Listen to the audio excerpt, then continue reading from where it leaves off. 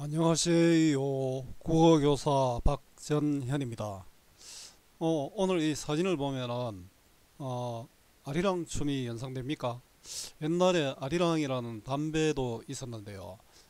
이런 유사한 그림이 있었던 것 같습니다. 자, 오늘 공부할 내용은 우리의 민요인 아리랑. 자, 그 중에서도 밀양 지방에서 불렀던 밀양 아리랑입니다. 우리 아리랑은 지역적으로 조금씩 달라지면서 여러 군데 아리랑이 있죠. 대표적인 아리랑 중에 하나가 밀양 아리랑인데요. 밀양의 사랑과 한, 자, 밀양의 사랑 이야기도 있고 또 밀양의 한이 담긴 이야기도 있다는 그런 뜻이겠죠. 아마 여러분들이 많이 들어봤을 겁니다. 자, 밀양 아리랑 어떤지 여러분들이 한번 들어봤으면 좋겠습니다. 고등학교 문학 작품 해설 이걸 클릭하면은 여러분들 아마 800여 편의 문학 작품을 제대로 해설된 작품입니다. 선생님이 제가 국어교사잖아요. 저는 뭐 아무 조건 없이 무료로 공유하고 있습니다. 밀양 처녀의 사랑과 아랑의 한, 밀양 아리랑. 날 좀 보소 간절하게 불러보고 이미 앞에 있어도 부끄러워 말도 못하지만 꽃피는 봄 내 마음도 울렁울렁합니다. 아랑의 서러운 삶이 있고 영남로 달빛 아름답고 남천강은 흘러갑니다. 우리 수능 특강에 나와 있는 작품이 이런 내용으로 되어 있습니다. 제가 늘 강조하는 것이 국어는 외우는 것이 아니라 원리를 이해하는 것이라는 것이죠. 따라서 본문 중심의 공부가 필요합니다. 문제풀이 중심 공부는 거의 실패합니다. 선생님 경험으로 이야기하면은 밀양아리랑을 공부하는데 이와 관련된 문제를 한 30문제씩 풀더라고요. 자, 이런 공부는 실패합니다. 국어는 정답을 찾는 것이 아니라 주어진 상황에서 알맞은 답을 찾는 것 꼭 기억하세요. 지역적 특성과 사람들의 정서를 보여주는 노래 아리랑, 정선 아리랑, 진도 아리랑, 밀양 아리랑을 3대 아리랑이라고 합니다. 밀양 아리랑은 경남 밀양 지역에서 부르는 아리랑으로 아랑설화와 밀양의 풍경을 담으면서 비유법, 대꾸법, 반복법 등 다양한 표현 방법으로 사랑하는 사람에 대한 애틋한 마음을 담았습니다. 선후창 형식의 노래로 앞에 누가 부르고 뒤에 따라한다는 뜻이죠. 후렴구는 대부분 같이 따라합니다. 자, 삼음보의 음보열, 자, 사행의 형식으로 끝에는 동일한 후렴구를 반복하고 있습니다. 남녀간의 사랑과 아랑의 한을 노래한 밀양 아리랑 해설입니다. 노래 불러야 되는데 그죠? 날 좀 보소, 날 좀 보소, 날 좀 보소, 동지 섣달 꽃 본 듯이 날 좀 보소, 아리아리랑 스리스리랑 아라리가 났네, 아리랑 아리 얼씨구 아라리가 났네. 이 부분이 조금 일반 우리 아리랑하고 좀 다르죠. 자, 정든님이 오시는데 인사를 못해 행주치마 입에 물고 입만 방긋. 세상에 핀 꽃은 울긋불긋 내 마음에 핀 꽃은 울렁울렁. 저 건너 대숲은 의한데 아랑의 서른 넋이 애달프다. 영남로 비친 달빛 교교한데 남천강 말없이 흘러만 간다. 아리아리랑 서리서리랑 아라리가 났네. 아리랑 아리 얼씨구 아라리가 났네. 자, 밀양 아리랑 노래 들어보고 해설하겠습니다. 혹시 저작권 때문에 선생님 노래 틀지는 못하겠네요. 여러분들 한번 보시고요. 날 좀 보소, 날 좀 보소, 날 좀 보소. 반복되네요. 반복적 표현으로 사랑과 관심을 받고 싶어 하는 마음이 드러나 있습니다. 내 좀 봐도, 내 좀 봐도, 내 좀 봐도 이거죠. 동지 섣달 꽃 본듯이 날 좀 보소. 자, 동지섣달 꽃은 피기 어렵죠. 자, 동지섣달 꽃 본 듯이 날 좀 보소. 동지섣달에는 꽃이 잘 안 피잖아요. 그래서 이 꽃은 더 소중한 꽃이고 아름다운 꽃입니다. 자, 동지는 음력 11월, 또 섣달은 12월이죠. 그래, 음력 11월과 12월 바로 한겨울이죠. 계절적 배경이 드러납니다. 자, 소중히 봐주기를 적극적인 태도로 보여주고 있습니다. 자, 여기까지는 선창입니다. 자, 밀양 아리랑은 선창 후창의 거죠. 이거는 각 수마다 달라지니까 한 사람이 부르겠죠. 뒤에 후렴구는 다 같이 부릅니다. 아리 아리랑 서리 서리랑 아라리가 났네. 아리랑 아리 얼씨구 아라리가 났네. 자, 어떤 경우는 이런 후렴구도 쓰이기도 합니다. 아리 아리랑 서리 서리랑 아라리가 났네. 아리랑 아리 얼씨구 아라리가 났네가 아니고 아리랑 고개로 넘어간다. 이런 후렴구가 쓰이기도 합니다. 자, 고려가요의 후렴구처럼 흥을 돋우는 역할을 합니다. 우리 고려가요 후렴구는 내용은 굉장히 슬픈데 밝고 경쾌한 그런 후렴구도 많았죠. 자, 반복되는 후렴구로 운율감을 얻고요. 선생님 후렴구는 여기 설명하고 다음 수부터는 후렴구는 설명하지 않겠습니다. 자, 이모의 사랑과 관심을 얻고자 하는 간절한 소망입니다. 정든님이 오시는데 인사를 못해. 자, 정든님은 아마 사랑하는 님이었겠죠. 오면 인사를 해야 되는데 왜 인사를 못했을까요? 부끄러웠습니다. 행주치마, 이 행주치마를 입은 것으로 봐서는 여자겠죠. 입에 물고 입만 빵긋. 자, 요 빵긋은 음성 상징어잖아요. 이건 모습이죠. 모습이니까 의태어가 됩니다. 자, 음성 상징어는 의성어와 의태어를 포함합니다. 이렇게 빵긋이라는 음성 상징어를 활용해서 생동감을 줍니다. 또 시각적으로 드러나죠. 자, 내외하는 모습으로, 이거는 남자 여자가 서로 거리를 두는 모습, 그걸 우리는 내외한다라고 하거든요. 관련 성어가 이런 성어가 있죠. 남녀 유별, 또 남녀 칠세 부동석, 이런 말도 있었습니다.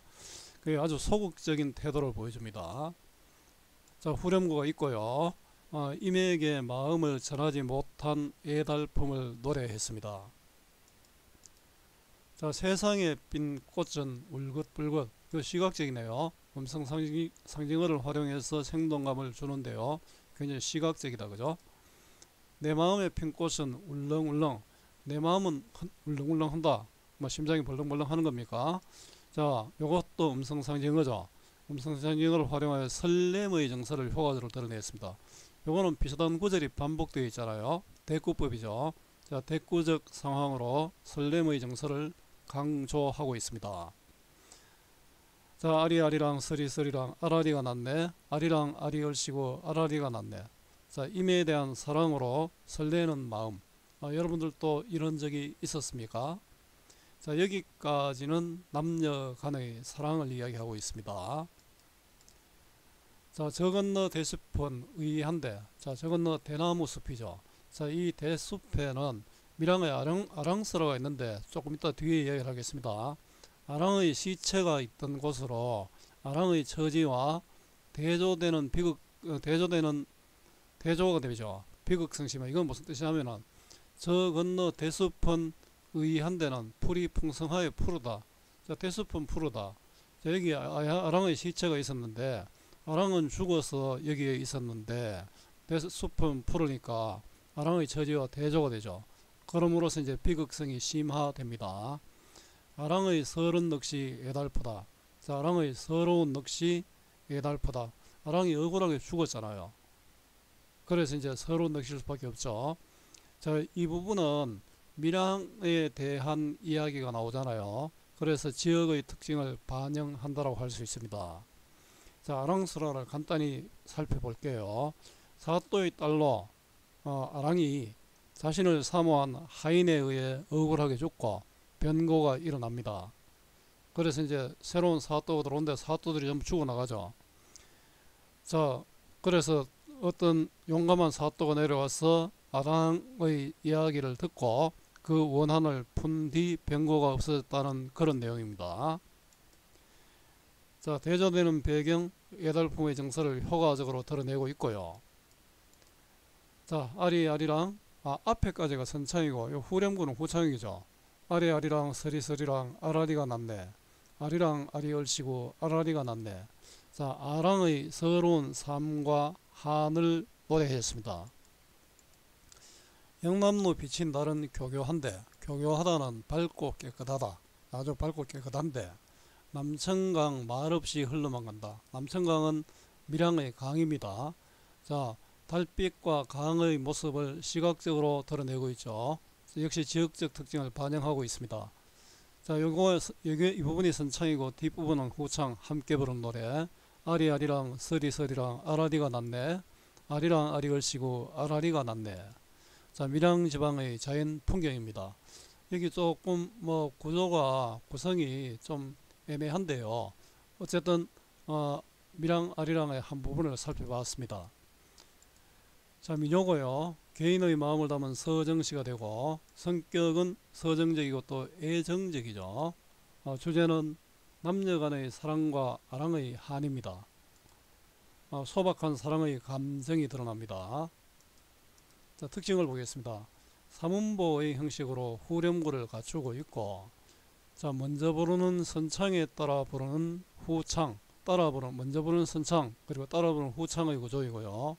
비유법, 대꾸법, 반복법을 활용하여 시적 의미를 강조하고 있습니다. 감각적 심상을 활용하여 시적 상황을 효과적으로 제시했습니다. 시각적 심상이 많이 나타났죠. 음성 상징어, 의성어, 의태어를 사용해서 생동감을 불러일으켰고요. 자, 윗글의 표현성의 특징으로 적절하지 않는 것은입니다. 표현성의 특징 파악인데요. 구절의 반복을 통하여 운율감 형성하고 있다. 날 좀 보소, 날 좀 보소, 날 좀 보소 이렇죠. 자, 또 후렴구도 반복되죠. 음성 상징어를 활용하여 생동감을 자아내고 있다. 자, 음성 상징어는 의성어, 의태어가 있었죠. 빵긋, 울긋불긋, 울렁울렁. 자, 이 부분은 대체로 뭡니까? 의태어다, 그죠? 대꾸적 표현을 사용해 시적 의미를 강조하고 있습니다. 세상에 핀 꽃은 울긋불긋, 내 마음에 핀 꽃은 울렁울렁. 감각적 심상을 활용하여 시적 상황을 효과적으로 보호하고 있다. 앞에 시각적 있죠. 울긋불긋, 울렁울렁 등 시각적 심상이 나타납니다. 계절감을 드러내는 소재를 활용하여 시간의 변화를 드러내고 있다. 이렇지는 않죠. 자, 세상에 핀 꽃은 울긋불긋 등 계절감을 드러내는 소재가 있지만 시간의 변화가 아니라 설레는 마음을 드러내고 있습니다. 적절하지 않는 것은 5번이 되겠죠.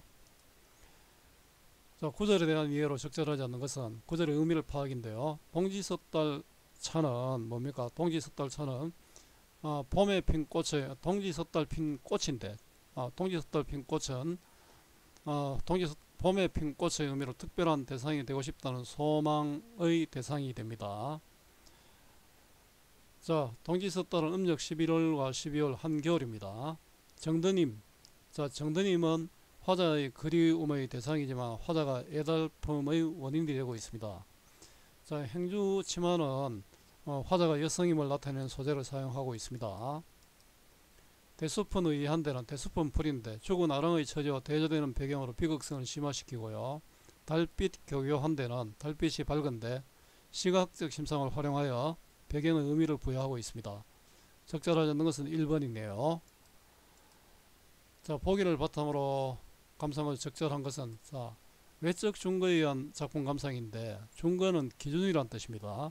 자, 보기를 기준으로 해서 판단하라 이런 뜻이죠. 자, 읽어보겠습니다. 민요는 지역 고유의 특징을 반영하면서 특정 지역에서 전승되는 고정민요와 보편정서적인 정서를 담고 있어 지역적인 한계를 넘어 불리는 유행민요로 구분할 수 있다. 요거는 구체성이고 이거는 일반성이죠. 우리나라의 대표적인 민요인 아리랑은 가창되는 지역에 따라 독자적인 노랫말과 후렴구를 지니고 있다는 점에서 고정민요의 성격을 지니고 있지만 이거는 개별적인 성격이죠. 남녀간의 사랑이나 집단 차원의 공통된 소망을 노래하고 있다는 점에서 유행민요, 이건 보편적인 성격이죠. 성격을 또 지니고 있다. 자, 지역적 특색이 드러난 후렴구를 가진 고정민요다. 임에 대한 감정을 노래하는 유행민요다. 집단 차원의 소망을 담고 있는 유행민요다. 집단 차원의 소망을 담고 있지는 않습니다. 아랑의 넋은 서른 넋을 인용한 것은 고정민요다. 남녀의 사랑 이야기를 담고 있는 유행민요다. 자, 적절하지 않는 것은 3번입니다. 고정민요는 특수한 성격이고 유행민요는 일반적인 성격이죠. 자, 국어 공부 어렵지요. 학교 수업, 학원 수업과 인강까지 들어도 오르지 않는 국어 성적, 그 이유가 무엇일까요? 배우고 문제만 풀기 때문입니다. 여러분들에게 필요한 것은 배우는 공부가 아니라 익히는 공부, 문제풀이가 아니라 본문 중심의 공부입니다. 자, 본문 중심의 공부를 하면은 쉽게 말하면 10편만 잘해도 다른 거 풀어낼 수 있다, 이런 뜻입니다. 자, 오늘 밀양 아리랑을 공부했습니다. 오늘 이 수업이 여러분들에게 조금이라도 도움이 되었으면 좋겠습니다. 수고 많았고요. 오늘도 고맙습니다.